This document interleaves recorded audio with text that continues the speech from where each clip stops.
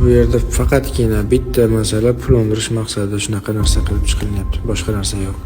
Kokosh katta pul undirish uchun xususiy klinikani shantaj qildimi? Klinika shifokori atvet qildi. Bu mol doktorlar bitta odamni oyoqqa qo'yib qo'yishdi. Qurbi yetmayotganidan endi pul uchun qilishyapti. Pul uchun qani o'sha pul? Qani ko'rmayapmiz pul? Kokosh davolanayotgan xonasida sigaret chekib o'tirgan shifokor rasmini oshkor qildi.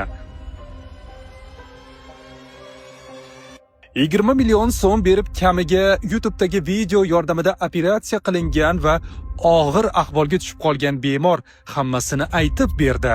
20 million pul to'lab yalanyaptilar. Ertalab qiladigan antibiotik mana orada 12 soat emas, qancha vaqt o'tdi bilmadim. Vrachlar cho'rniga tiqib qo'ygan. Bu bemor reklamadan kelgan. Kokosh klinikaga boykot e'lon qilib yopilishini talab qilmoqda.